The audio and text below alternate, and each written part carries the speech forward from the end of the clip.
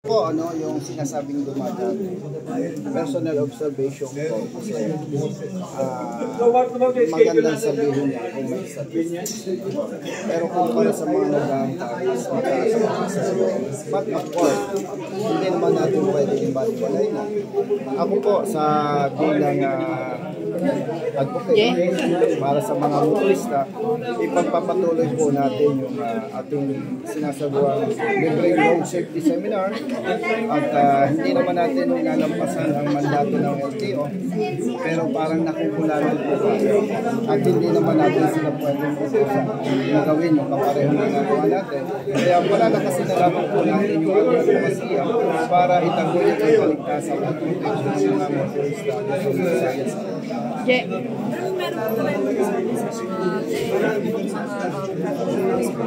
Pwede mo yung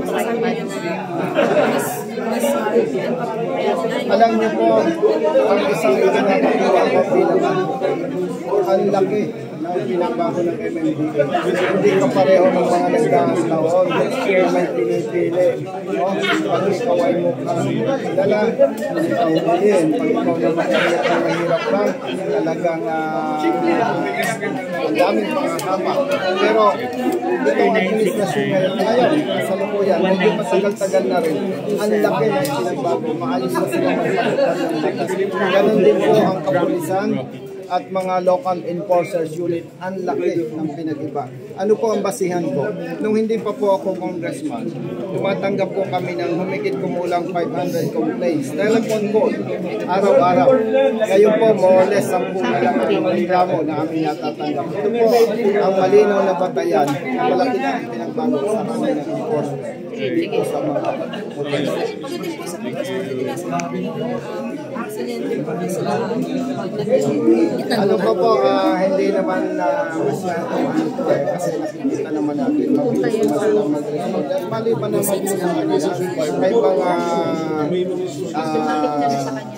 local government agencies na talaga naman may dedicated personnel sila para sa mga accident. Alam mo tayo nakikita po. Salamat po. Sir, Terry Alpa po sa Armed Forces Radio. Ako po yung host ng programang Buhay OFW ng Bayan Isang. Ano lang po mensahe ng tayo sa akin? Mas maganda po si Terry Alpa sa programang Buhay OFW na mapapakinggan po sa Armed Forces Radio, yung www.ang boses ng Kawal. Kasama po natin ang ating programang. Yes po. Kabati mo na po kayo. Yes po, madam, sa ating mga kababayan, isa po ito sa mga sektor na nais kong bigyan ng atensyon at nagnalukmok tayo sa Senado. May mga problema po kayo na nakarating sa aking tanggapan at may mga problema po ang ating mga kababayan, particular now sa Middle East.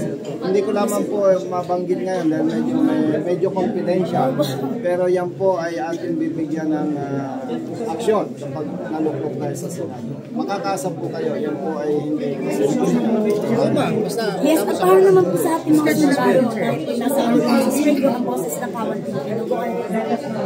Alam ko po at nararamdaman ko nakakampi natin ang kasandalahan natin dito sa ating bansa at ako po ay ang dedikasyon sa public service, yung lamang ang puhunan at pag nalukmok tayo sa Senado, ako po ay makikipag-ugnayan sa Armed Forces of the Philippines para malaman ko ano yung kanilang mga hinaing at ano naman yung ating maitutulong bilang senador.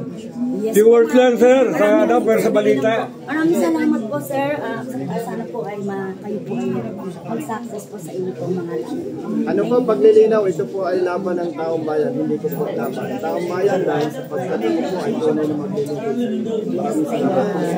Viewers lang, sir, sa balita at any message o additional messages, sir. Colonel Busita. Sa mga kababayan natin, ako po ay tunay na maglilingkod sa inyo, walang pinipili at walang kinikilingan. Ang aking pong pagkandidato ay laban natin, hindi ko laban. Laban po natin sa pagkatunay na tunay po. Maglilingkod po ako sa inyo. Maraming salamat po sa inyong suporta. Sir, picture po. Thank you very much, Colonel Busita.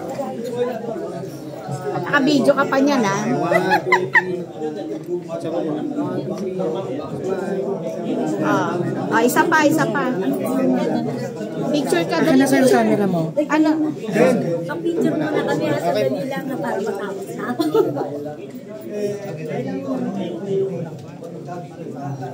Okay na kayo?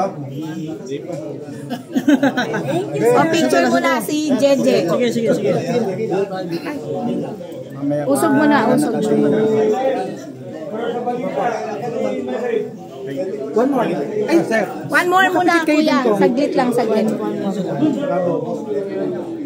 Last one. Thank you. Salamat.